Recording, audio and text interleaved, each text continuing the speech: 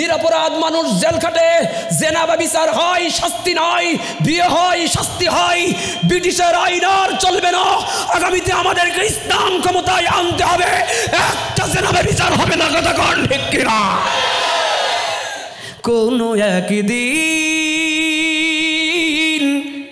এদেশের আকাশে কালেমার পতাকা উড়বে,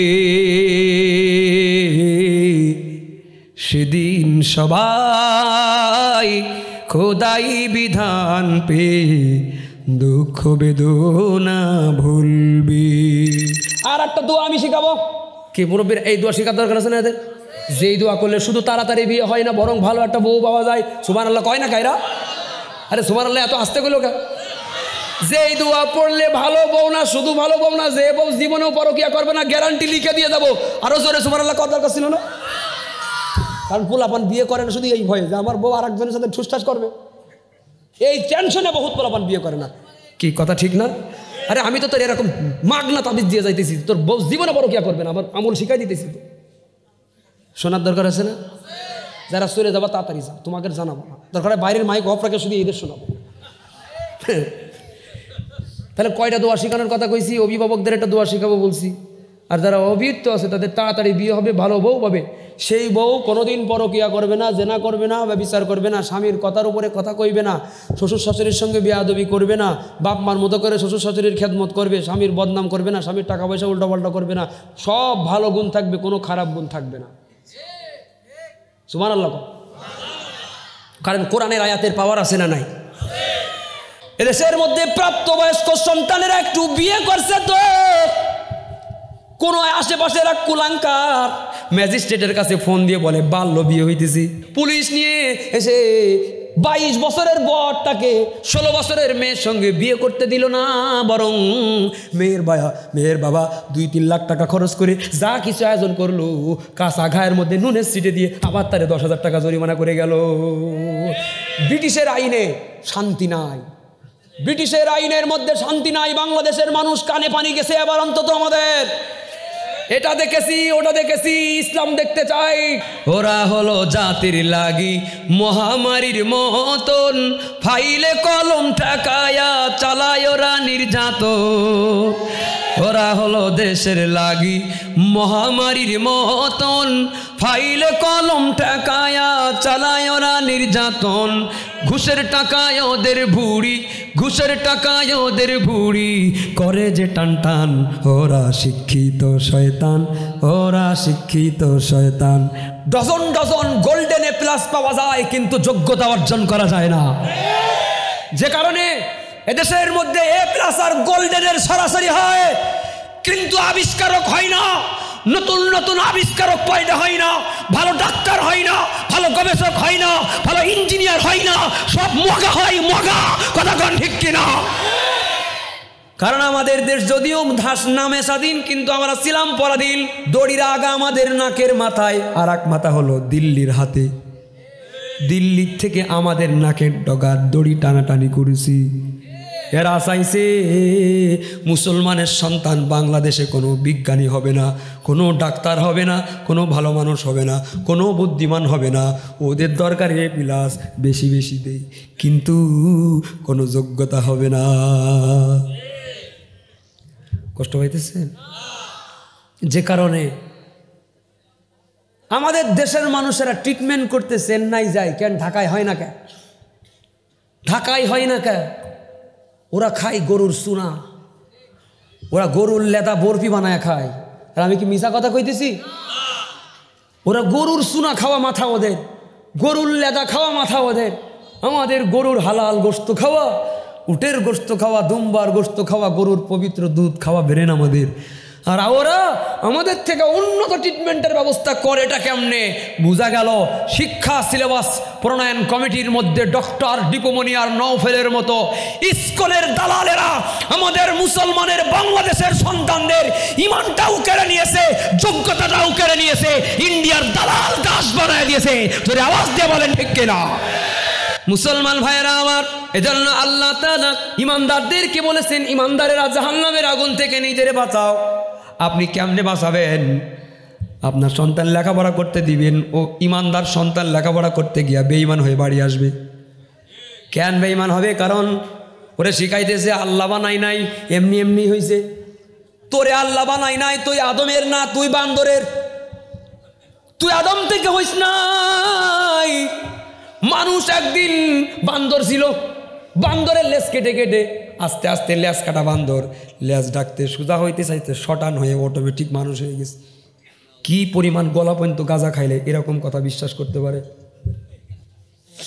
কি পরিমাণ গাঁজা খাইলে এরকম কথা বিশ্বাস করতে পারে যে অটোমেটিক নাকি মানুষ সৃষ্টি হয়ে গেছে? মানুষ কি অটোমেটিক হয়েছে নাকি? কে বানাইছে? আর জোরে বলেন, আল্লাহ বানাইছে। ওরা বলে এমনি হয়েছে। এই যে মাহফিলের একটা সুন্দর প্যান্ডেল যাই হোক একটা করেছে, এমনি এমনি হয়েছে না মিস্ত্রি বানাইছে? মাইক কি একটা লোক চালাইতেছে না এমনি এমনি চলতেছে?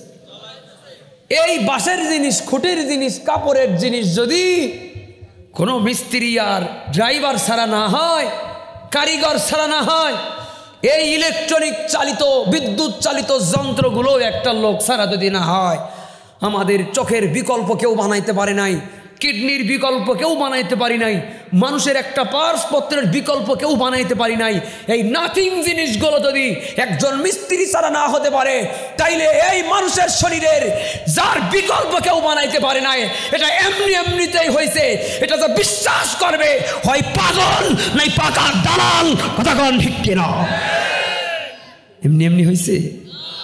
আল্লাহ তাআলা বলেছেন ওয়ালাকাদ কাররামনা বানি আদম, বনি আদমকে আমি আল্লাহ শ্রেষ্ঠত্বের মর্যাদা দিয়েছি।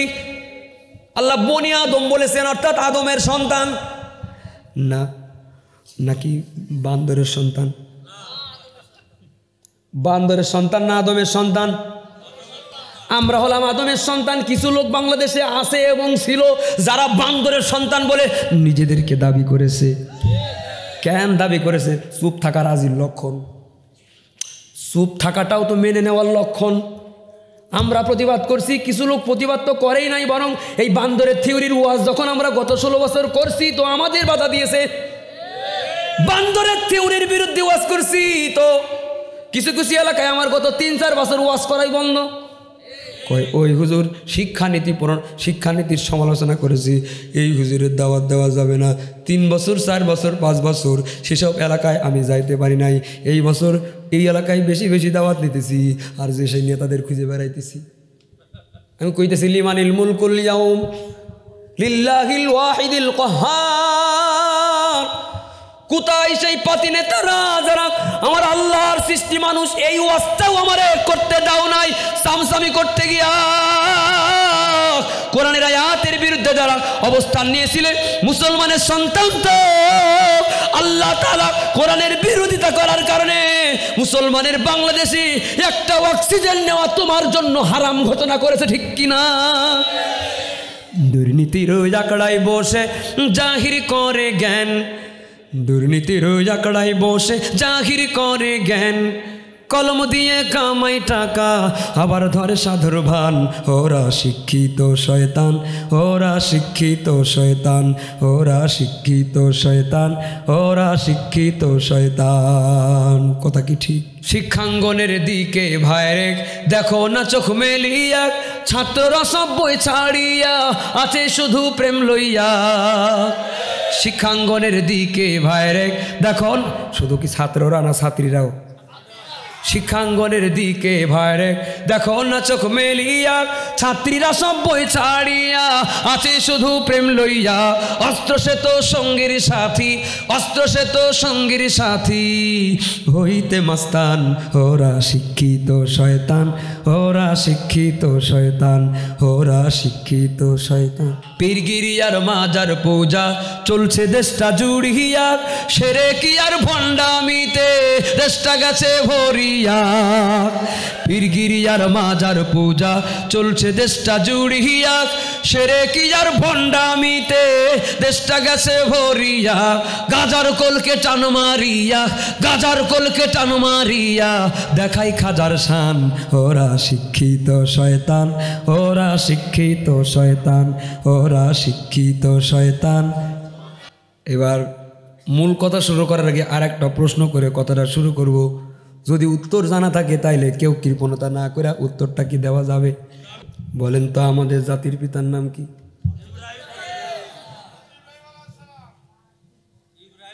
কোনো সন্দেহ আছে? কোনো ভয় আছে? এতদিন আমরা কারে মনে করতাম?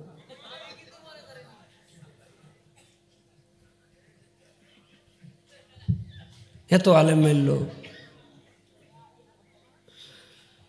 ইব্রাহিম নবী যে জাতির পিতা, এটা ঘোষণাটা কার? বলেন। আপনার দলের জায়গায় দল থাক, ওয়াজে আসেন। ইব্রাহিম নবী যে জাতির পিতা, এই ঘোষণা যদি আল্লাহর হয়, এটা যদি কেউ না মানে, যে আল্লাহর ঘোষণা মানে না, তার কি মান আছে হুজুর? এটা কি ওয়াজ না? আরে এটা কি ওয়াজ না? কালকে যদি আপনাদের লোকজনের কেউ বলে, হুজুর কি রাজনৈতিক কথাবার্তা বলছে, আরে বাবা, ইমানের কথা কইব না? আমাদের ইমান কেড়ে নিতেছে যেই কথায়, সেই কথার লোকমা দিয়া সংশোধনের কথা বইলা তারপরে তো সামনে আগানো লাগবে। কারে কথা কর না? তাহলে এবার সবাই আওয়াজ দিয়ে বলেন, আমাদের জাতির পিতার নামটা কি? মিল্লাত আবিকুম ইব্রাহিম হুয়া সাম্মাকুমুল মুসলিমিন।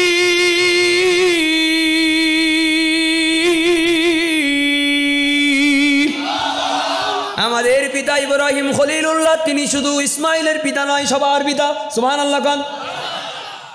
পিতা হিসাবে সবাই, সব পিতা সন্তানের পিতা, কিন্তু পিতা হিসাবে যার ভেতরে অনেক পিতাগিরির যোগ্যতা, সে হলো সবার পিতা। পিতা পিতা হওয়ার যোগ্যতা ইব্রাহিম খলিলুল্লাহর মধ্যে এমন বেশি, পিতা হওয়ার জন্য যে গুণাবলীর দরকার, যার ভেতরে যতগুলো লোকের পিতা হওয়ার গুণাবলী দরকার, তারে হয়তো আল্লাহ ততগুলো সন্তানের পিতা বানায়। যেই মানুষটারে কিয়ামত পর্যন্ত আনেওয়ালা সব মানুষের পিতা হিসাবে আল্লাহ ঘোষণা দেয়, সেই জাতির পিতা ইব্রাহিম খলিলুল্লাহর মধ্যে না জানি পিতা হওয়ার মমতা, পিতা সন্তানের প্রতি মমতা, পিতা হওয়ার কোয়ালিটি, যোগ্যতা, সেই ইব্রাহিম খলিলুল্লাহর মধ্যে না জানি কত বেশি। আপনার এলাকার ছোট্ট বাচ্চারা যখন মারা যায়, শিশু সন্তান যখন মরে যায়, আল্লাহ তাআলা নবীর মাধ্যমে জানাই দিয়েছেন, ও শিশু সন্তানের মার বাবারা, কান্নাকাটি করিও না। তোমার কাছে থাকলে তোমার শিশু যেমন ভালো থাকতো, এর থেকে ভালো থাকবে। এবার কেন ভালো থাকবে? কারণ তুমি বাবার মধ্যে বাবার যোগ্যতা কতটুকু, তোমার থেকে ইব্রাহিম খলিলুল্লাহর মধ্যে বাবার আদর স্নেহ, বাবা হওয়ার যোগ্যতা বেশি। তোমার সন্তান মইরা গেল মানে তোমার এই সন্তানের বাবা ইব্রাহিম খলিলুল্লাহ জান্নাতের মধ্যে ইব্রাহিম খলিলুল্লাহ বাবা হইয়া, ইব্রাহিম খলিলুল্লাহর স্ত্রী আমাদের আম্মা জান তোমার সন্তানের মা হইয়া ফিদার খাওয়াবে, দুধ খাওয়াবে, লালন পালন করবে। আল্লাহু আকবার। এবার বলেন, জাতির পিতা হিসেবে যোগ্যতা কার বেশি? কইল না যে ইব্রাহিম খলিলুল্লাহর মধ্যেই জাতির পিতা হওয়ার যোগ্যতা বেশি। কেমন কোয়ালিটি? আর একটা প্রমাণ নেন।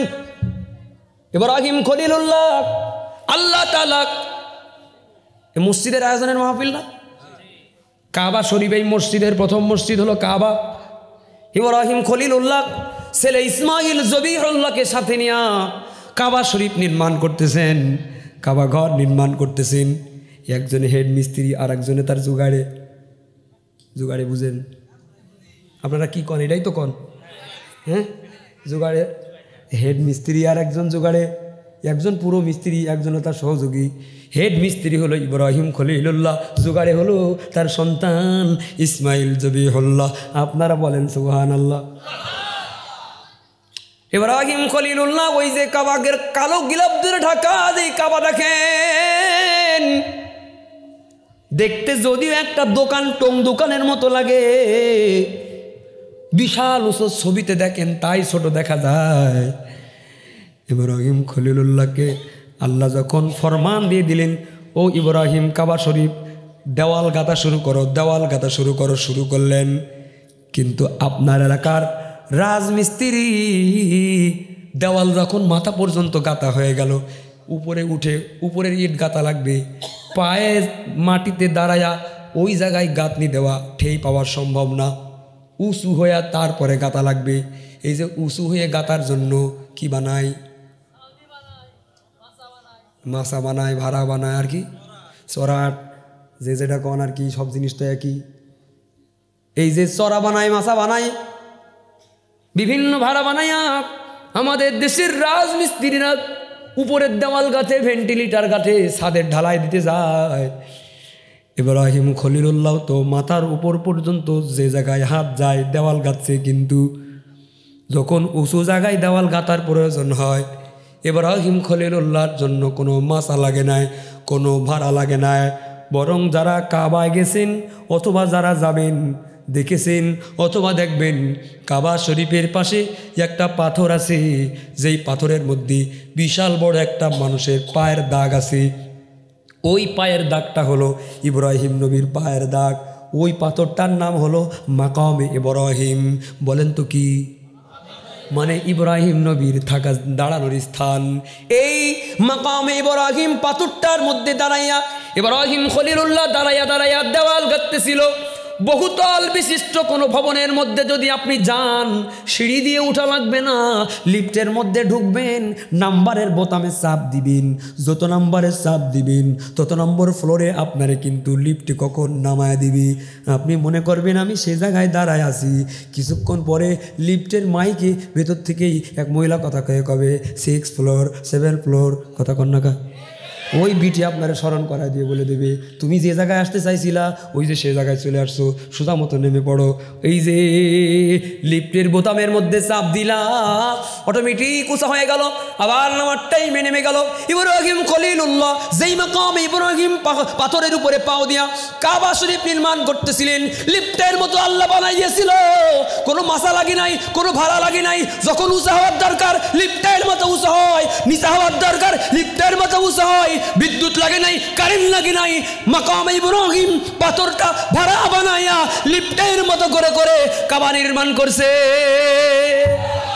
মাওলা তোমার লীলা খেলা কেউ বোঝে না, আল্লাহ তোমার লীলা খেলা কেউ বোঝে না।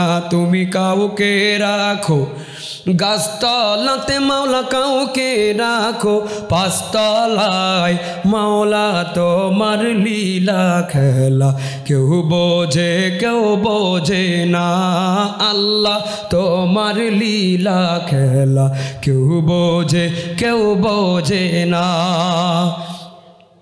ইব্রাহিম তোমার নবী ছিল, নমরুদে আগুনে ফেললো। ইব্রাহিম তোমার নবী ছিল, নমরুদে আগুনে ফেললো। আগুন হইল ফুল বাগিচা, আগুন হইল ফুল বাগিচা, পশম কেন চলল না, মাওলা তোমার লীলা খেলা কেউ বোঝে না, আল্লাহ তোমার লীলা খেলা কেউ বোঝে না। দিল না আমার হাওয়া। মুসলমান ভাইরা আমার, ইব্রাহিম নবী একটা ভালো কাজ করলেন, মসজিদ বানাইলেন, কাবা বানাইলেন। এটা খারাপ কাজ না ভালো কাজ? মসজিদ ভাঙা, কাবা অবমাননা করা খারাপ কাজ না ভালো কাজ? যার ভেতরে ঈমান আছে তার কাছে মসজিদ ভাঙা খারাপ কাজ, গড়া ভালো কাজ। কিন্তু যার মধ্যে ঈমান নাই তার কাছে বুলডোজার দিয়ে মসজিদ ভাঙাটাই ভালো কাজ। মন্দির বানানো খারাপ, মন্দির বানানো আরো ভালো কাজ, কিন্তু মসজিদ ভাঙা তার কাছে বেশি ভালো কাজ। কথা কন ঠিক কিনা? যে কারণে আমার দেশের পাশে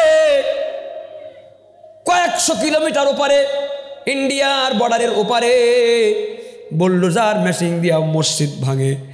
সে দেখি আর দুঃখের অশ্রু আমরা ঝরাই। কিন্তু এই দেশের কোনো হিন্দুর মন্দির আজ পর্যন্ত আমরা ভেঙেছি কেউ বলার দুঃসাহস নাই। কোনো মন্দিরে আমরা হামলা করি নাই, কোনো মন্দিরে আমরা ভাঙি নাই, কিন্তু ওরা আমার মসজিদ ভাঙে আর আমারে বলে সংখ্যালঘুর অধিকার দাও। ও জায়গায় আমার মসজিদ ভাঙে আর বলে বাংলাদেশের হিন্দুদের গায়ে হাত দিবি না, হ্যাঁ বাংলাদেশের মন্দির ভাঙবি না। ও জায়গায় আমার মুসলমান জবাই করে আর বলে খবরদার হিন্দুর কিছু কইবি না। আমাদের অধিকারটা দিল না, আবার নিজেদের বড় অধিকার চায়। তোদের চাওয়া ছাড়াই তো তোদের অধিকার আমরা দিয়েছি। কারণ আমাদের নবী রহমাতুল লিল আলামিন তিনি বলে গিয়েছেন, ধর্ম নিয়ে বাড়াবাড়ি করবা না, খবরদার সব ধর্মের মানুষদের অধিকার দিয়ে দিবা, যার ধর্ম সে পালন করবে। জোর করে কাউরে কালেমা পড়ানোর দরকার নাই, দাওয়াতের কাজ করতে থাকবা। আল্লাহ যদি হিদায়াত দেয় তো কালেমা পড়বে, হিদায়াত যদি না থাকে, নবীর চাচা হইলেও আল্লাহ তারে কালেমা নসিব দিবে না। এজন্য আমাদের মুসলমানদের মসজিদ ভাঙে, মুসলমানরা গরু জবাই করলে মুসলমান জবাই করে দেয়। মুসলমান মহিলারা গরুর গোশত রান্না করলে মুসলমান মহিলাকে রিমান্ডে নেয়, উলঙ্গ করে দেয়, রাস্তায় ছেড়ে দেয়। মসজিদের সামনে পুলিশেরা লাঠি নিয়ে দাঁড়ায় থাকে, মুসল্লিরা লাইন দিয়ে বের হয়, মুসল্লিদের পেছনে মোটা লাঠি দিয়ে আঘাত করতে থাকে। আমরা কোনোদিন কোনো মন্দিরের পাশে লাঠি নিয়ে দাঁড়াই নাই, কথা কন না কেন? আমরা কোনোদিন কোনো মন্দির ভাঙি নাই, আমরা কোনো গরুর পূজা করার কারণে কোনো হিন্দুকেও নির্যাতন করি নাই। কিন্তু গরুর গোশত খাওয়ার কারণে মুসলমানরা নির্যাতন কইরা আবার আমাদেরকে সংখ্যালঘুর সঙ্গে কেমন আচরণ করতে হবে, ইন্ডিয়ার রাম ঠাকুরেরা যেই সবক দিতে আছে, আমি বলবো নিজেরা আগে সংখ্যালঘুর অধিকার, মুসলমানদের অধিকার দাও, তারপরে আমরা কেমনে সংখ্যালঘুর অধিকার দিই। চোখের কালো চশমা সরাইয়া দেখতে পাইবা পৃথিবীর মধ্যে বাংলাদেশের হিন্দুদেরা যেই রকম আদর যত্নে আছে, শ্বশুর বাড়ির জামাইরা যেমন থাকে, কথা কন ঠিক কিনা? জামাই শ্বশুর বাড়ি এমন আদর যত্নে থাকে। আমার মসজিদ ভাঙে আমি চুপ থাকবো কেমনে? আমার মসজিদ বুলডোজার দিয়ে ভেঙে দেয়, আমাদের ওয়াজ আসতে হবে না, আমাদের কণ্ঠ স্তব্ধ করা যাবে না। মসজিদের আয়োজনে আপনি মাহফিল করেন, মসজিদ দোতলা তিনতলা করেন, টাইলস লাগান, এসি লাগান, আর এক জায়গায় মসজিদ ভাঙে, এটা নিয়ে আপনার ভিতরে কোনো টেনশন নাই। আপনি তসবিহ নিয়ে পড়ে আছেন, তসবির টাইমে তসবিহ, হাতে লঙ্গা তলোয়ার নিয়ে বেঈমানকে জাহান্নামে পাঠানো, এটাও ইবাদত, কথা কন ঠিক কিনা? যদি জীবনটা বিলাতে চাও, যদি রক্ত ঝরাতে চাও, যদি জীবনটা বিলাতে চাও, যদি রক্ত ঝরাতে চাও, দিনের পথে খোদার রাহে, দিনের পথে খোদার রাহে জীবনকে বিলিয়ে দাও। যদি জীবনটা বিলাতে চাও, যদি রক্ত ঝরাতে চাও, ওই ঘরের কোণে বসে মরার দাম তো নেই কোনো, খানকা ছেড়ে বাইরে এসো, বাতিলকে আঘাত আনো,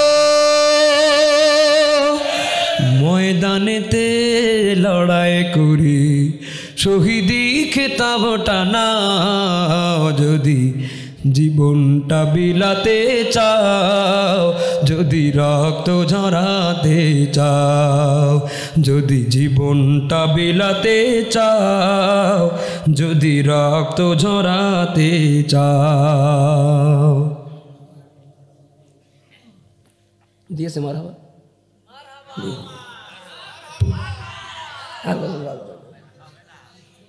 মনেই থাকতেছে না আমারও তো। হ্যাঁ, আমার তো ওয়াজও বলে যাওয়ার কথা, তাইলে একবার বলেন আল্লাহু আকবার। এবার বলেন মসজিদ বানানো ভালো কাজ না খারাপ কাজ? এবার বলেন মসজিদ ভাঙা খারাপ কাজ না ভালো কাজ? ইব্রাহিম নবী যে কাবা শরীফ বানাইলেন, কাজটা ভালো না খারাপ? তাহলে একটা হাদিস শুনে রাখেন, যে কোনো ভালো কাজ করার পরে আল্লাহ দোয়া কবুল করে। যে কোনো একটা ভালো কাজ যখন করবেন, সেই কাজের পরে একটু দোয়া করবেন, কারণ ভালো কাজ করার পরে আল্লাহ তাআলা বলেন এটা একটা দোয়া কবুলের টাইম। ইব্রাহিম নবী মসজিদ বানাইলেন, এর থেকে ভালো কাজ আর হতেই পারে না। এজন্য জীবনের সব থেকে বড় দোয়াটা ইব্রাহিম নবী কাবা বানানোর পরে আল্লাহর কাছে একটা জীবনের সব থেকে বড় দোয়া করছি। আপনারা যদি বলেন তাহলে সেই দোয়াটা আমি আপনাদেরকে শিখাতে চাই, কইব নাকি? ইব্রাহিম নবী আল্লাহর কাছে যেই দোয়া করছে, আল্লাহর কাছে পছন্দ হয়ে গেছে। দোয়া শুধু কবুল করছে তাই নয়, বরং দোয়াটা কোরআন শরীফের আয়াত বানা দিছে যেন কিয়ামত পর্যন্ত সমস্ত আল্লাহর বান্দা বান্দিরা ইব্রাহিম নবীর মতো করে করে আল্লাহর কাছে দোয়া করতে পারে। ছেলে মেয়েরা কেমন করে আল্লাহর কাছে দোয়া করবে এটাও যেই বাবা শিখায় দেন তিনি হলেন জাতির পিতা। যেই পিতা নিজের সন্তানের বিচারটাও ঠিক মতো করতে পারে না, স্বজন প্রীতি করে, সে কোনো দিন জাতির পিতা হতে পারে না। মুসলমান ভাইয়েরা আমার, ইব্রাহিম খলিলুল্লাহ দোয়া করতেছেন, রব্বানা ওয়াবা'থ ফীহিম রাসূলাম মিনহুম ইয়াতলু আলাইহিম আয়াতিক ওয়া ইউআল্লিমুহুমুল কিতাবা ওয়াল হিকমাতা ওয়া ইউযাক্কিহিম ইন্নাকা আনতাল আজিজুল হাকীম।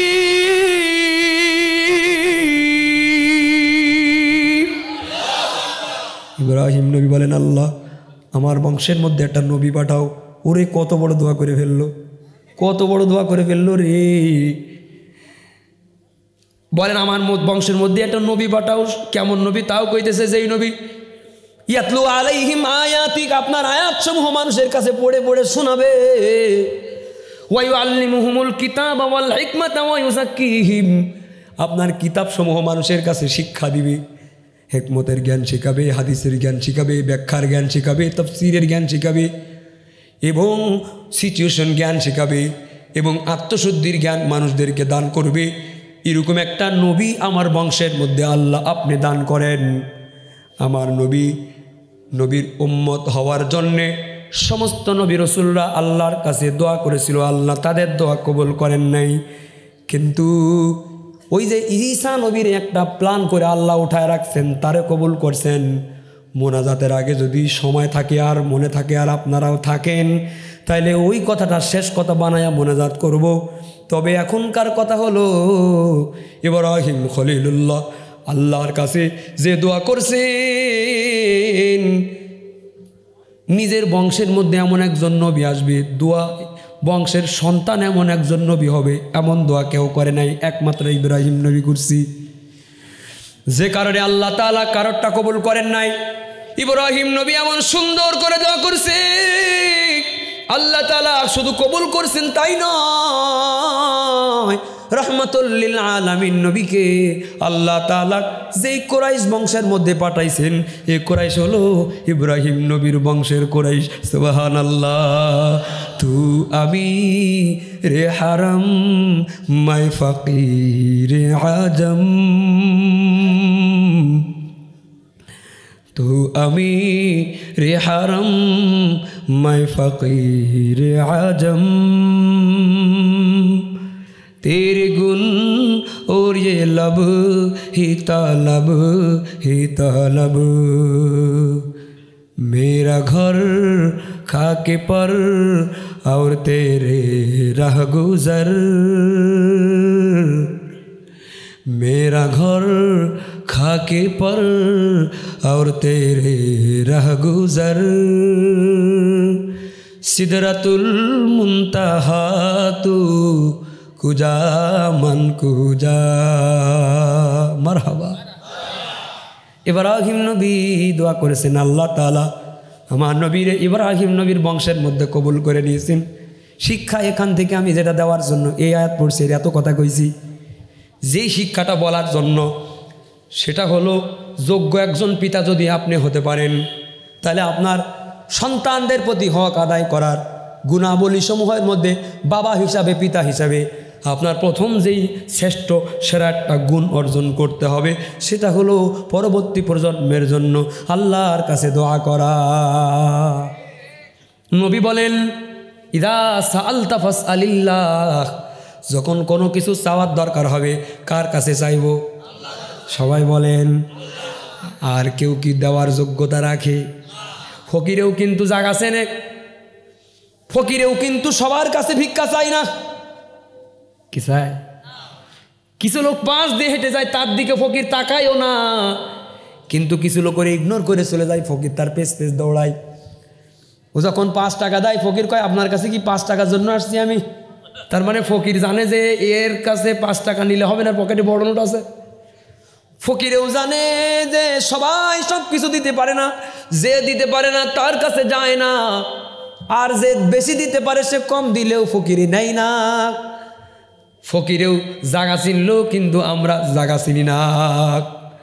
আমাদের আল্লাহর কাছে যদি আমরা বেশি চাই তাহলে কি কোনো সমস্যা আছে? আল্লাহ নবীর একজন প্রিয় সাহাবী ছিলেন হযরতে আব্দুল্লাহ ইবনে আব্বাস রাদিয়াল্লাহু আনহু। সম্পর্কে নবীদের চাচাতো ভাই, 12-13 বছর বয়সের একটা কথা। এরা কি উঠে যায়? আমার ওয়াজ কি কষ্ট হইতেছে না? শেষ করে দেবো না 2-4 মিনিট করবো? ওরে বাবা, কেউ কয় সারা রাত, কেউ কয় বাড়ি যায়। ওই পিস্তির বাড়ি বউ আছে, কি কয় না কয় ভাই। জিব্বে কামড় দিচ্ছে, আমার লজ যায়। আরে বিয়ে করতে তো হবে ভবিষ্যতে, এটা ফরজ কাজ না? আরে আমার ওয়াজটা আজকে আস্তে আস্তে ওই দিকেই যাইতেছে, টেনশনের কিছু নাই যুবক, আস্তে আস্তে ওয়াজ ওই দিকেই যাবে। যুবকরা বসে আছে তো আমার ধারণা আছে না, আয়োজনে তো যুবকদের, ওয়াজ তো ওদেরকে নিয়ে। আগে শুরুর টুক শোনো, দেখো শেষে কি হয়। ইনশাল্লাহ বলেন। উঠাউটি করলে আমার মতো ফাঁকিবাজ কেউ হবে না, অটোমেটিক ফাঁকি দিয়ে চলে যাবো। আর যদি দেখি যে না জমে আছে, তাহলে আমার মতো ত্যাগই বক্তা পাবা না। আমি গলা ভাঙা থাক ও মানামানির টাইম নিয়ে ওয়াজ করেই যাবো ইনশাল্লাহ। ইনশাল্লাহ বলেন, আল্লাহু আকবার বলেন। আব্দুল্লাহ ইবনে আব্বাস রাদিয়াল্লাহু আনহু নবীর কি হয় সম্পর্কে? চাচতো ভাই, কিশোর মানুষ। নবীজি তাহাজ্জুদ নামাজ পড়ার জন্য ঘুম থেকে উঠছেন। ঘুম থেকে বের হয়ে দেখেন যে এই ভোরবেলা নবীর দরজার সামনে কে জানি ওযু করার জন্য গরম পানির ব্যবস্থা করে রাখছে। আরে সুবহানাল্লাহ কইল না? নবীর খেদমত করার সুযোগ তো আমাদের হয় নাই, হয়েছে? এক সাহাবী নবীর খেদমত করেছে, শুনে তো আলহামদুলিল্লাহ সুবহানাল্লাহ তো কইতে পারে, খুশি তো লাগে নাকি? নবীর তায়েফের ময়দানে রক্তাক্ত হওয়ার কথা শুনলে চোখে পানি আসবে। আর নবী কারোর থেকে খেদমত পেয়েছে শুনলে আমাদের খুশি লাগবে। রক্তাক্ত হইলে কান্না আসবে, খেদমত পাইলে খুশি লাগবে। এর নাম হলো আশিক রাসূল। কথা কন ঠিক কিনা? তাহলে নবী ঘর থেকে বের হইলেন, দেখে ওযুর পানি রেডি। নবী বলেন, আয়েশা গো, কে রাখলো? হযরতে আয়েশা হলেন আমাদের মুসলমানদের মা, উম্মাহাতুল মুমিনিন, নবীর স্ত্রীগণ, আমাদের আম্মা জান। কোনো আপন মায়ের বিরুদ্ধে কথা কইলে যেমন সন্তানের লেগে যায়, নবীর কোনো স্ত্রীর বিরুদ্ধে আজও যদি কেউ কথা কয়, সে যদি আসাদ নূরের মতো কোনো নাস্তিক হয়, জান চলে যাবে, কল্লা চলে যাবে, তারপরেও সামনে পাইলে তার দুনিয়া ছাড়া করব। এরকম ইমান যার আছে সেই হলো মুমিন। কথা কোন ঠিক কিনা? ও মুসলমান, আম্মাজানের কাছে নবীজি বলেন, কে আমার জন্য পানি রাখলো? আম্মাজান বলে, আমি তো ঘরের মধ্যেই ছিলাম, কে রাখছে আমি তো জানি না। নবী বলেন, কে রাখছে ভালো করে দেখো। আম্মাজান বলেন, নবী, একজনের সম্ভাবনা বেশি, আপনার কিশোর সাহাবী, আপনার আপন চাচাতো ভাই আব্দুল্লাহ ইবনে আব্বাস রাদিয়াল্লাহু আনহু, এই ছেলেটা মনে হয় রাখছে। ওর কাম ঘুম কামাই করে আপনার খেদমতের ধান্দায় বাড়ির সামনে ঘোরাফেরা করে। একটু জোরে বলা যাবে কি সুবহানাল্লাহ? কিশোর মানুষের মনের মধ্যে কি বুঝ আল্লাহ দিয়ে দিল। আর আপনি বুড়া হয়ে গেছেন, ফজরের নামাজ কাজা করে ঘুমায় থাকেন। আপনি বুড়া হয়ে গেছেন, আপনি চায়ের দোকানে বিকাল 4টা থেকে রাত 10টা পর্যন্ত বসে থাকেন, মাঝখানে 3 ওয়াক্ত নামাজ আপনার কাজা হয়ে গেল। দুঃখে বুক ফেটে যায়। একটা মুসলমান বুড়ো, দাড়ি চুল সব পেকে গেছে, মাজা কুজো হয়ে গেছে, এখনো নামাজ পড়ার জ্ঞান হয় নাই। এই ছেলেটা 12-13 বছরের ছেলে, রাতে ঘুমাই না, বিছানায় ঘুম লাগে নাই। বাপ মাই কইছে, জীবনে বহুত ঘুমাইতে পারবি, নবীর বয়স শেষ হয়ে যায়, নবী মরে গেলে আর খেদমত করতে পারবি না, যা নবীর দরওয়াজায় সারা রাত দাঁড়ায় থাকবি, যখন খেদমতের দরকার হবে তুই আমার সন্তান, আগে নবীর খেদমত করবি। আল্লাহু আকবার।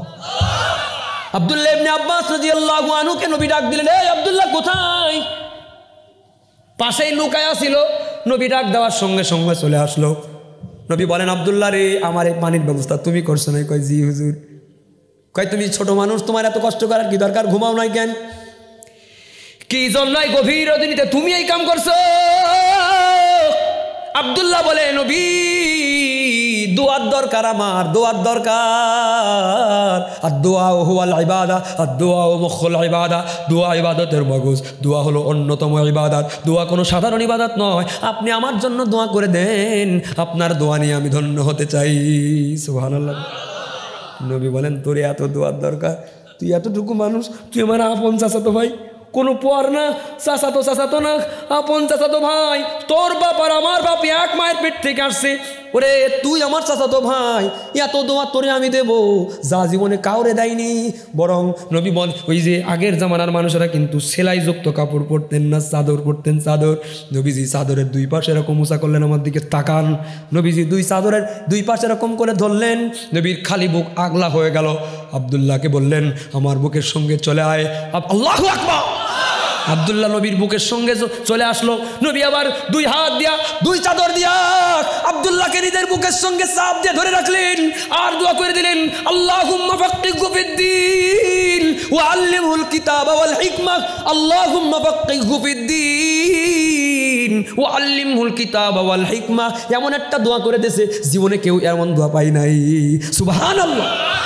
আল্লাহ আল্লাহ, আমার এই চাচাতো ভাই, এরে তুমি ফকিহ বানাও, দিনের জ্ঞান দাও, মুফাসসিরে কোরআন বানাও, বিশ্বসেরা মুফাসসিরে কোরআন বানাও, কোরআন হাদিসের অগাধ জ্ঞান তারে দিয়ে দাও। একটু আর একবার বলেন না সুবহানাল্লাহ। এইবার মুফাসসিরিনে কেরাম বলেন, নবী যখন এই দোয়া করলেন, এই যে আমার সামনে একটা কাগজ, এই যে আমার সামনে একটা কাগজ, এই কাগজটা যদি ফটোকপি মেশিনের উপরে রাখি, আর যদি ফটোকপি হওয়ার বোতামের মধ্যে চাপ দেয়, নিচের থেকে আর একটা কাগজ বের হবে।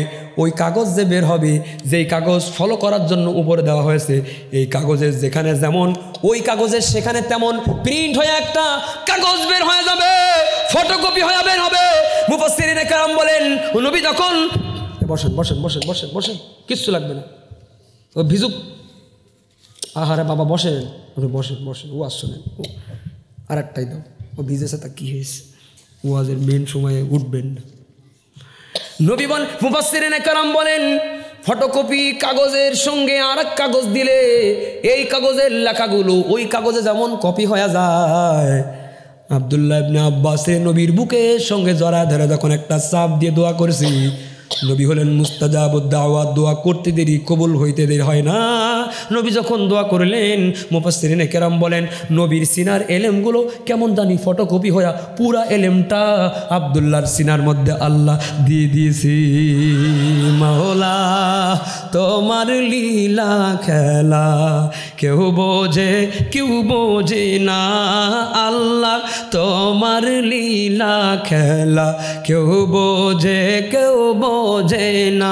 তুমি কাউকে রাখো গাছতলাতে মাওলা, কাউকে রাখো পাঁচতলায় মাওলা, তোমার লীলা খেলা কেউ বোঝে না, আল্লাহ তোমার লীলা খেলা কেউ বোঝে না। মারহাবা। দোয়ার মাধ্যমে কি কাজটা হইল রে ভাই? দোয়া করার দরকার আছে না নাই? সন্তানের জন্য অভিশাপ দিতে হবে না, দোয়া করতে হবে। সন্তানের জন্য যদি দোয়া না করে মরেন, তাহলে আপনার সন্তান খ্রিস্টান হয়ে যাবে, আপনার সন্তান নাস্তিক হয়ে যাবে, হিন্দু হয়ে যাইবে, বেঈমান হয়ে যাইবে, টাকার বিনিময়ে ইমান বিক্রি করে দেবে, আছে না নাই? শিয়া হয়ে যাবে, কাদিয়ানি হয়ে যাবে, ভান্ডারি হয়ে যাবে, মাজার পূজারি হয়ে যাবে। বাপে ছিল হকপন্থী, ছেলে হয়েছে মাজারপন্থী। কারণ কি জানেন? বাপ মাই দোয়া করে মরে নাই। আরে যেই বাপ কবরে চলে গেছে, ও জিন্দা ছেলে শাসন করতে পারবে? কথা কন না। কিন্তু ওই বাপ দায়ী হবে। ও বলবেন যে ওর তো মরেই গেছে, ওর কেন দায়ী হবে? কারণ ও জিন্দা থাকা অবস্থায় দায়িত্ব পালন করে নাই। কি দায়িত্ব পালন করে নাই? আরে একটা দোয়াটা তো করতে পারতো। আমি একটা দোয়া শিখাবো আপনাদের, যদি আগ্রহ থাকে শেষের দিকে একটা দোয়া শিখাই দেবো। এই দোয়া যারা করবে, ওর বংশের 14 পুরুষ কেউ নাস্তিক আর বেঈমান হবে না, ইমানদার হয়ে কবরে যাবে। সুবহানাল্লাহ করো না।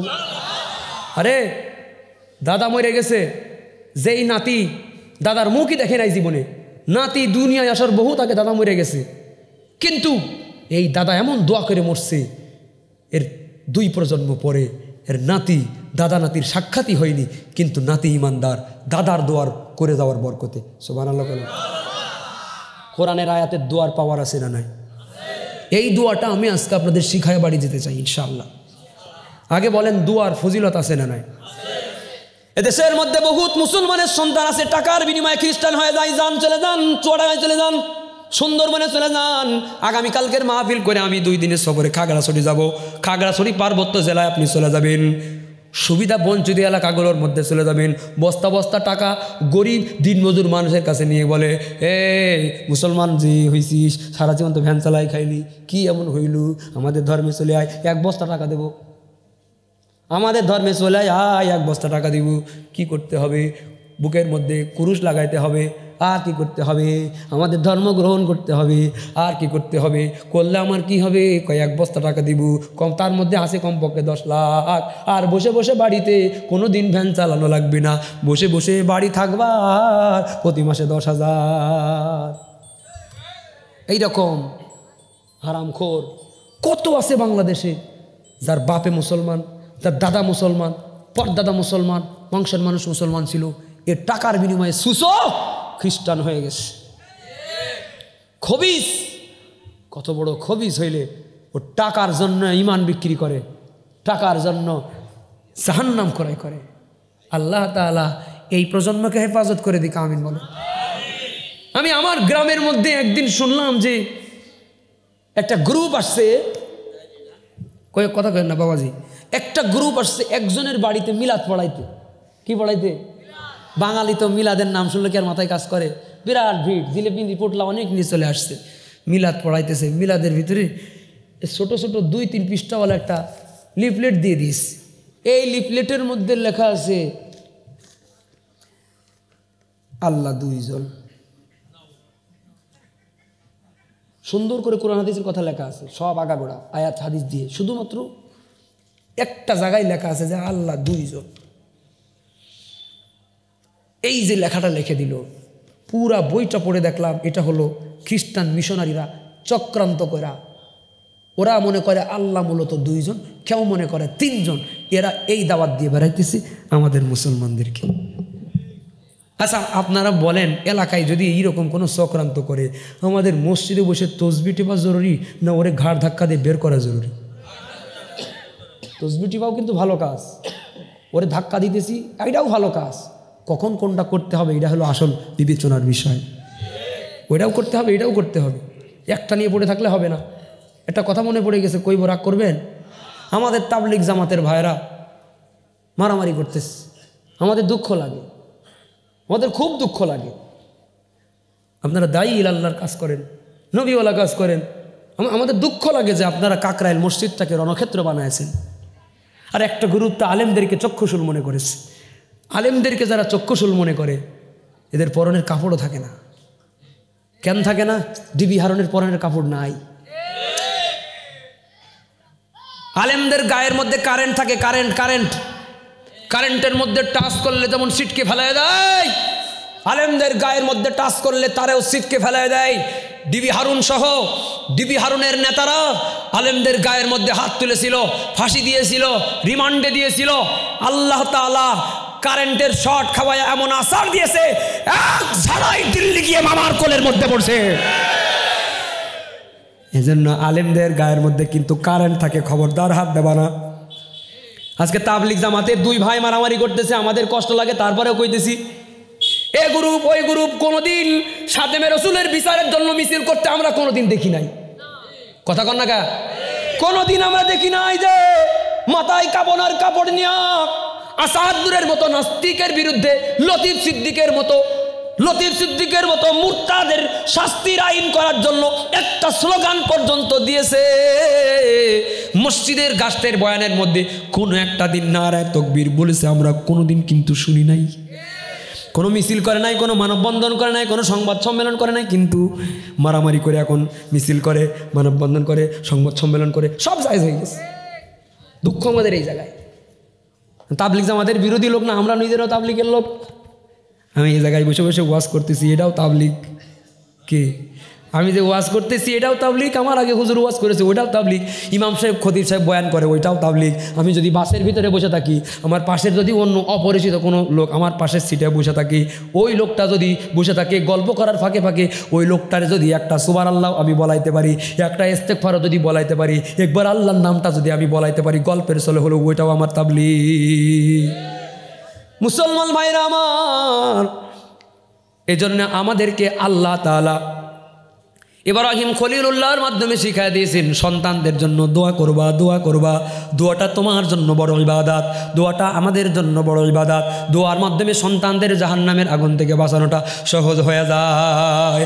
আল্লাহ তাআলা যে বলেছেন কু আনফুসাকুম ওয়া আহলিকুম নার, জাহান্নামের আগুন থেকে নিজেরে বাঁচাও, পরিবারেও বাঁচাও। যেই বাবা আজকে আমি একটা আয়াত দিয়ে দোয়া শিখাবো, এই আয়াতটা দিয়ে যারা দোয়া করবে, বিশ্বাস করেন কোরআনের আয়াত সত্য, বিশ্বাস রাখবেন 14 পুরুষ পর্যন্ত তোমার বংশের কোনো সন্তান খ্রিস্টান মিশনারির চক্রান্তে পা দিবে না, খ্রিস্টান হয়ে যাবে না, কাদিয়ানি হয়ে যাবে না, বেঈমান হয়ে যাবে না। বহুত বাবা এমন আছে কবরে শুয়ে শুয়ে আসে টের পায় তার সন্তান খ্রিস্টান হয়ে গেছে। বহুত দাদা এমন আছে কবরের মধ্যে শুয়ে আসে টের পাই ফেরেশতারা গিয়ে বলে এই কি পুতা ছেলে রেখে আসছিস রে, তোর পুতা ছেলে তো কাদিয়ানি হয়ে গেছি, শিয়া হয়ে গেছি, ইসলাম বিরোধী হয়ে গেছি। না, কিছু মানুষ আছে বুড়া মানুষের কবরের কাছে যায়, 10 পুরুষ আগে মরে গেছে, 10 পুরুষ পরের প্রজন্মগুলো হাফেজ হয়, আলেম হয়, নামাজি হয়, দিনদার হয়, নেককার হয়, পরহেজগার হয়। কেন? কারণ কি জানেন? ইব্রাহিম নবী একজন বাবা ছিলেন, কিয়ামত পর্যন্ত সমস্ত সন্তানদের জন্য চিন্তা ভাবনা করে যে দোয়া করে গেছেন। এই লোকটাও ইব্রাহিম নবীর কাছ থেকে এমন কিছু শিখছে, এই লোকটাও তার বংশের আগামী প্রজন্ম সবার জন্য ইব্রাহিম নবীর ফলো করে দোয়া করে করে মরছে। যে কারণে ওর মরে যাওয়ার 10 প্রজন্ম পরেও আল্লাহ তাআলা একটারও বেঈমান বানাই নাই, সবাইরই আল্লাহ ইমানদার রাখছে। সুবহানাল্লাহ। ইমানের এ কাফেলায় প্রভু রেখো আমায় চিরদিন, ঈমান চলে গেলে সবই হবে যে বিলীন। যতদিন থাকি দুনিয়ায় দিও তোমার করুণা, তোমার কাছেই ভরসা, হব না কবু নিরাশা। বিনা তোমার দয়া জীবন আধার গহীন, বিনা তোমার দয়া জীবন আধার গহীন।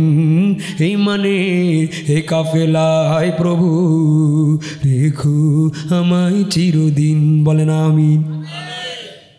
এবার বলেন সেই দোয়াটা আমাদের শেখার দরকার আছে না নাই? কারা কারা শিখবেন শেখাই দিলে দেখি। ও তারপরেও কিছু লোক হাত উঠায়নি, কি লোকেরা? আল্লাহ হিদায়াত দান করো। আমরা তো বসাইছেন আপনারা উঁচু চেয়ারে, এই জন্য পিছনের লোকগুলোরও দেখা যায়। কাঠনোট নড়ে আর কি হাত উঠায় না, এগুলো কিন্তু দেখা যায়। ফাঁকিবাজি করবেন নাকি? এবার আরেকটা প্রশ্ন, বিয়ে করেন না কারা কারা? হাত উঁচা করেন। এটা কি খারাপ কাজ? হাত উঁচা করেন। আরে দোয়া শিখাবো তো আমি। বিয়ে করেন নাই কারা কারা? আপনি বিয়ে করেন নাই? হ্যাঁ, তা আপনি হাত উঁচা করেছেন কেন? আবার আবার করবেন নাকি? পরে করেন, বাড়ি অনুমতি নেন আগে। আরে ও বিয়ের তুলে কি 4-5 জন আজকে? এই বলাবান কবে বিয়ে করছিস? হাত উঁচা করে জোরে হাত উঁচা করো, নাহলে বিয়ে দিয়ে দেবে আজকেই। মাশাআল্লাহ। বিয়ে করা কি গুনার কাজ? কথা কও না কে? না সোয়াবের কাজ, ফরজ কাজ, এটা ফরজ ইবাদত। কথা কন ঠিক কিনা? এদেশের মধ্যে বিয়ে করা কঠিন, জেনা করা সহজ। বাবারা আল্লাহ আপনাদের হৃদায়ত দান করুক, বাপেরা আল্লাহ আপনাদের হৃদায়ত দান করুক। আপনারা যদি মনে করেন যে আমার ছেলের গ্র্যাজুয়েশন কমপ্লিট হবে, 35 বছর বয়স হবে, চাকরি পাবে, চাকরির আবার বেতন পাবে, তারপর আবার প্রমোশন হবে, মিনিমাম 37 বছর বয়স হবে, ইয়ার পরে গ্র্যাজুয়েশন করে এক বুড়ি ধরে ওর সাথে বিয়ে দেবো। এই যে বিয়ে করলো না, 10 বছর ধরে বাঁচতে হবে না। আরে বুড়ো কালে বিয়ে করেছে না, 10 বছর ধরে ওর কি হবে না? বাচ্চা হবে না। তখন কি করবে? কবিরাজের বাড়ি যাও। মসজিদে যাওয়া বাদ দিতে নিয়মিত কবিরাজ বাড়ি যাওয়া শুরু করবে। এ কবিরা, আরে ঝামেলা আছে তো। মহিলারা যৌবনের শুরুতে যার বিবাহ হয়, সন্তান নেওয়ার ট্রাই করে, এই মহিলা নিঃসন্তান থাকে না, আল্লাহ তার সন্তান দেয় এবং গ্যারান্টি দিয়ে বলে যাব ইজি ডেলিভারি হবে, গ্যারান্টি দিয়ে বলে যাব। আর যে বেটি বিয়ের পরে 10 বছর বাচ্চা নেয়নি, সেই বেটা বেটি 10 বছর কন্ট্রোল, প্রতিষ্ঠিত হই, অমুক হই তমুক হই, 10 বছর পরে যখন তুমি নিয়ত করবা তখন আল্লাহর নিয়ত করে নাই। আর আপনারা কি রাগ হইতেছেন? 10 বছর পরে যখন তুমি নিয়ত করবা তখন আল্লাহর নিয়ত করে নাই, কারণ 10 বছর ধরে রাস্তা নষ্ট করে ফেলেছেন। বাচ্চা হবে না, পেট কাটা লাগবে, যদিও হয়তো পেট কাটা লাগবে। আর অল্প বয়সে মেয়েকে বিবাহ দিবেন, অল্প বয়সে সন্তানের মা হবে, ইজি ডেলিভারি হবে, লিখিত গ্যারান্টি দিয়ে যেতে পারবো, কনফিডেন্স আছে আমার, কারণ আমার সামনে কোরআন আছে। কি কথা ঠিক না? এবার বলেন, বিয়ে করা গুনার কাজ না সওয়াবের কাজ? জেনা করা গুনার কাজ না সওয়াবের কাজ? এদেশের মধ্যে বিয়ে করা কঠিন, জেনা করা সহজ।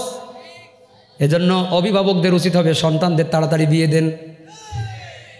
এদেশের মধ্যে বাল্য বিবাহ রোধ করার আইন আছে, কিন্তু বাল্য প্রেম রোধ করার কোনো আইন আজ পর্যন্ত দেখতে পেলাম না, আমরা কোনো দিন দেখতে পাই নাই। কথা কোন ঠিক কিনা? আমাদের দেশের মধ্যে ইসলামের আইন আজ পর্যন্ত আমরা দেখতে পেলাম না, যে কারণে নিরপরাধ মানুষের ফাঁসি হয়। সেদিন আর হবে না হাহাকার, অন্যায় জুলুম অবিচার, থাকবে না অনাচার দুর্নীতি কদাচার, সকলে শান্তিতে থাকবে। সেদিন সবাই খোদাই বিধান পে দুঃখ বেদনা ভুলবে। ঠিক কিনা বলে? মুসলমান ভাইরা আমার, ও অভিভাবকেরা, এলাকার মধ্যে কোনো ইসলামের দৃষ্টিতে প্রাপ্তবয়স্ক কোনো মেয়ের বিয়ে হবে, এই মেয়ের বিয়ে ভাঙার জন্য যেই ম্যাজিস্ট্রেট আসবে তারে জনরোষে ফেলানো লাগবে। কারণ এখন আন্দোলনের বাংলাদেশ চলতেছি, কোনো বৈষম্য আর সহ্য আমরা করব না। চেয়ারম্যানেরা চেয়ারম্যানই করার তাই সাহস পাইতেছে না, তুই ম্যাজিস্ট্রেট, বিয়ে ভাঙতে আসবি, তোর ম্যাজিস্ট্রেট গিরি ছুটাইয়া দেওয়া হবে। আরে সোজা আঙ্গুলে ঘি ওঠে না কোনো দিন, আমাদের আঙ্গুল বাঁকা করতে হবে। একটা লোক তার 16 বছরের মেয়েকে বিয়ে দিতে হবে, ইসলাম বলেছে এটা দিতেই হবে। যেই মেয়ে প্রেম করে পারলে প্রেম ঠেকা, যেই মেয়ে আগামী 14ই ফেব্রুয়ারিতে পার্কের মধ্যে ডেটিং ফেটিং সেটিং করতে যাবে, তোমরা পুলিশের রেট লাগায় দাও। যেই মেয়ে আর যেই ছেলে ডেটিং করবে তারে পিঠ মুড়া দিয়ে বাজারের মধ্যে বেঁধে রাখা হবে, ওর বাপ সহ ওর শাস্তি দেওয়া হবে। ঘরের থেকে মেয়েটারে বের হতে দিল কে? না, ব্রিটিশের আইনের মধ্যে প্রেমের বিরুদ্ধে আইন নাই, বিয়ের বিরুদ্ধে আইন আছে, যে কারণে বিয়ে কঠিন, জেনা সহজ। এ সমাজ ভাঙতে হবে, এ আইন প্রতিরোধ করতে হবে। কথা বলেন ঠিক কিনা? মুসলমান ভাইরা আমার, আর একটা দোয়া আমি শিখাবো, যেই দোয়া করলে তাড়াতাড়ি বিয়ে হয়। 2 দোয়া, একই দোয়া। অভিভাবকের যে দোয়া, অভিভাবকদের সেই একই দোয়া। এক দোয়ার অনেক ফজিলত, কমপ্লিট প্যাকেজ, একের মধ্যে 2। সুবহানাল্লাহ কর। সূরাতুল ফুরকান, কোন সূরা বলেন? কোন সূরা? এই যে পোলা মুখ বন্ধ হয়ে গেছে। সূরাতুল ফুরকান বলেন, 25 নম্বর আয়াত। কত? রব্বানা হাব লানা মিন আজওয়াজিনা ওয়া যুররিয়াতিনা কুররাতা আয়ুন ওয়াজআলনা লিল মুত্তাকিনা ইমামা। শুনছেন না আপনারা এই মুনাজাত জীবনে? এটা বেশি বেশি পড়বেন আমার সাথে, যারা পারেন একবার পড়েন। রব্বানা হাব লানা মিন আজওয়াজিনা ওয়া যুররিয়াতিনা কুররাতা আয়ুন ওয়াজআলনা লিল মুত্তাকিনা ইমামা। যাদের বিয়ে শাদী হয় নাই তারা প্রতি মুনাজাতে এই দোয়া করবেন, তাহলে ফলাফল পাবেন। আর যাদের বিয়ে শাদী হয়েছে, সন্তান আছে, নাতিপুতি আছে, তারাও পড়বেন।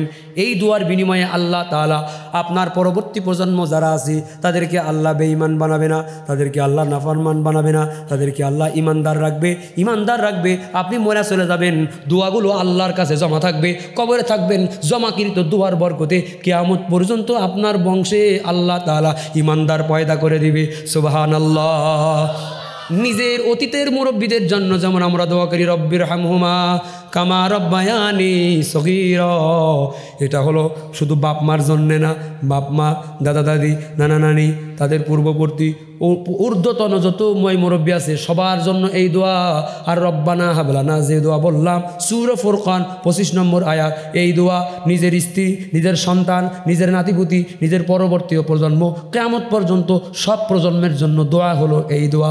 আগের প্রজন্মের জন্য যে দোয়া, পরের প্রজন্মের জন্য যে দোয়া, এই দুই দোয়া প্রত্যেকটা মোনাজাতে যদি আমরা করি তো টেনশন করা লাগবে না, মার লাগবে না, ছেলে মেয়ে পরবর্তী প্রজন্মও ভালো হবে, আগের প্রজন্মেও কবরের মধ্যে শান্তিতে থাকবে।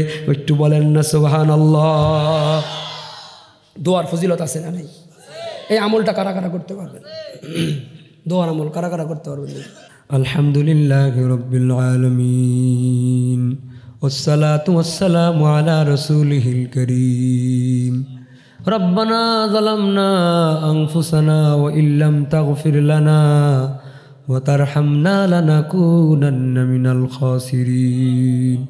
ফেলিয়ে না দিও মাবুদ, ফেলিয়ে না দিও, গুনাহ যত করেছি ক্ষমা তুমি করিও। আয় আল্লাহ, ক্ষেত্রপালাক পশ্চিম পাড়া যুব সমাজের উদ্যোগী মসজিদের সামনে আজকের এই মাহফিল শেষ করি। গভীর রজনীতে আমি তোমার এক গুনাহগার বান্দা হাত উত্তোলন করেছি। জেনে না জেনে, ইচ্ছা অনিচ্ছায়, প্রকাশ্য গোপন, ছোট বড় বহুত গুনাহ আমরা করেছি। আল্লাহ, জীবনের সমস্ত গুনাহগুলো তুমি মাফ করে দাও। আয় আল্লাহ, জানি না কবে আজরাইল আমাদের সামনে চলে আসবে, জান তারে কেড়ে নিয়ে চলে যাইবে। একদিন তো সবারই মরণ বরণ করা লাগবে। বেঈমানের মতো মরণ আমাদের কাউকে তুমি দিও না আল্লাহ, ইমানদারের মতো মরণ দিও আল্লাহ। কাফের, মুশরিক, ফাসিক, ফুজ্জারের মতো অপমান আর লাঞ্ছনার মরণ আমাদের কাউকে দিও না। জান্নাত দেখায়া হাসতে হাসতে একটা মরণ আমাদের সময়ের দান করে দিও আল্লাহ। অসহায় হইয়া কবরের মধ্যে চলে যাইব, মুনকার নাকিরের সওয়ালের জবাব দিতে না পারলে আমাদের কবরটা জাহান্নামের টুকরা হয়ে যাইবে। আল্লাহ, তুমি আমাদের সাথে হয়ে যাইও।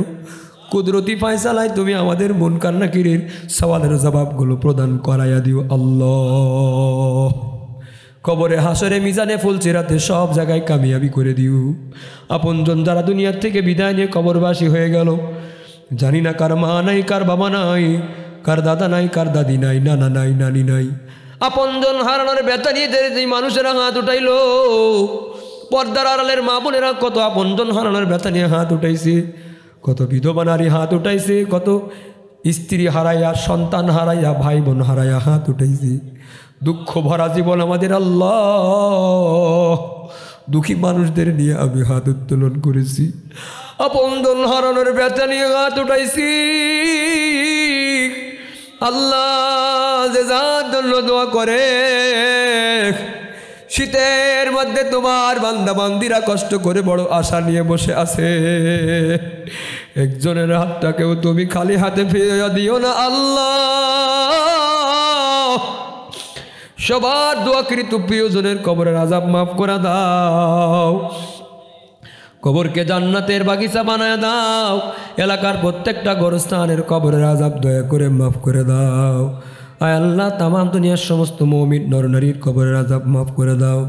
আয় আল্লাহ, আমাদের আপনজন যারা জিন্দা আছে নেক হায়াত দান করে দাও, যারা অসুস্থ আছে শিফায়ে আজেলা কুল্লিয়া কামেলা দান করে দাও।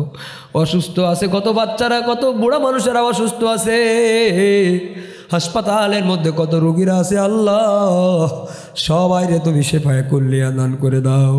কত মানুষ অভাবী আছে আল্লাহ, কত মানুষ ঋণগ্রস্ত আছে, কত মানুষ টেনশনে আছে, পেরেশানিতে আছে, বালামতিবাসে আছে আল্লাহ। আয় আল্লাহ, এগুলা দূর করে দাও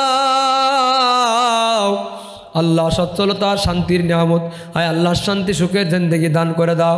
মিলেমিশে বসবাস করার তৌফিক দান করে দাও। পরিবারে একে অপরের মধ্যে মিল মোহাব্বত পয়দা করে দাও। বাপ মা জিন্দা থাকলে খেদমত করার তৌফিক দিয়া দাও। আয় আল্লাহ, বাপ মার নেক হায়াত দান করে দাও। যার বাপ মা বেঁচে আছে সন্তানদের অবাধ্য বানায়া রাখিও না আল্লাহ, সন্তানদের বাপ মার খাদেম বানায়া দাও আল্লাহ। আয় আল্লাহ, কার মনে কি দোয়া আছে আমি জানি না। ঠান্ডার মধ্যে বসে বসে গভীর রজনীতে তোমার কোন বান্দা বান্দি তোমার কাছে কি দোয়া করে গো আল্লাহ, কার মনের কি দুঃখ, কার মনের কি চাওয়া পাওয়া বলার আছে জানি না। আল্লাহ, দুঃখী মানুষদের দোয়াগুলো তুমি কবুল করে নাও, এই মসজিদকে তুমি কবুল করে নাও, মসজিদের সব প্রয়োজন তুমি পূরণ করে দাও, এই মাহফিলটাকেও তুমি কবুল করে নাও, মাহফিলে যারা সহযোগিতা করেছে যা যা খায়া দান করে দাও। আয় আল্লাহ, সারা পৃথিবীর মজলুম মুসলমানদের তুমি মাফ করে দাও, জালেমদের হেদায়েত থাকলে হেদায়েত দিয়ে দাও, না থাকলে ধ্বংস করে দাও। ফিলিস্তিনের শিশুরা রক্তাক্ত হয়ে মরে, ফিলিস্তিনের নারীরা কষ্ট পায়, হাসপাতালে চিকিৎসারত শিশুদেরকেও বোমা মেরে মেরে ফেলা হয়। আমাদের বাড়ির শিশুরা কত আদর যত্নে থাকে, আয় আল্লাহ, ফিলিস্তিনের শিশুরা কত কষ্টে থাকে। আল্লাহ, হাসপাতালের চিকিৎসার অধিকারটুক তাদের নাই। তোমার বাইতুল মুকদ্দাস শিশুদের রক্তে লাল হয়ে যায়। আল্লাহ, তোমার বাইতুল মুকদ্দাস আবার মুসলমানদের হাতে ফিরাইয়া দাও। আল্লাহ, ইহুদি জালেমদের তুমি ধ্বংস করে দাও। আল্লাহ, এই গরিব মানুষেরা আমার সঙ্গে হাত উঠাইছে, কত মানুষের তো মক্কা মদিনায় যেতে বড় মনে চায়। প্রতিদিন যেই কাবার দিকে ফিরে আমরা চেষ্টা করি, সেই কাবা কোনোদিন আমরা এই দুই চোখ দিয়া দেখি নাই। আল্লাহ, যেই নবীরা না দেখে আমরা মানি, সেই নবীর রওজার পাশে দাঁড়ায়া একটা সালাম দেওয়ার মতো সুযোগও আমাদের হয় নাই। এই গরিব বান্দা বান্দিদের তোমার গায়েবী খাজানা থেকে দিয়া সুস্থ হায়াতে জীবনে একবার ওই বাইতুল্লাহ একটা সেজদা করার তৌফিক তুমি কবুল করিও আল্লাহ। যেই নবীরে এত ভালোবাসি, নবীর রওজার পাশে দ্বারা একটা সালাম দেওয়ার তৌফিক আমাদের সবাইরে দান করে দিও আল্লাহ। কে কি দোয়া করে জানি না, সবার মনের নেক দোয়াগুলো তুমি কবুল করে নাও। মুসলমানের বাংলাদেশকে তুমি ইসলামী শাসনের ব্যবস্থা তুমি কবুল করে নাও আল্লাহ। আল্লাহুম্মা ইয়া কাযিয়াল হাজাত, আল্লাহুম্মা ইয়া হাল্লালাল মুশকিলাত, আল্লাহুম্মা ইয়া রাহিমাল মাসাকিন, আল্লাহুম্মা ইয়া আরহামার রাহিমিন। রব্বানা হাব লানা মিন আজওয়াজিনা ওয়া যুররিয়াতিনা কুররাতা আ'য়ুন ওয়াজআলনা লিল মুত্তাকিনা ইমামা।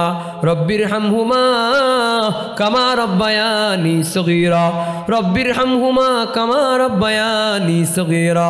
সুবহানা রাব্বিকা রাব্বিল ইজ্জাতি আম্মা ইয়াসিফুন ওয়া সালামুন আলাল মুরসালিন ওয়ালহামদুলিল্লাহি রাব্বিল আলামিন। আসসালামু আলাইকুম ওয়া রাহমাতুল্লাহ।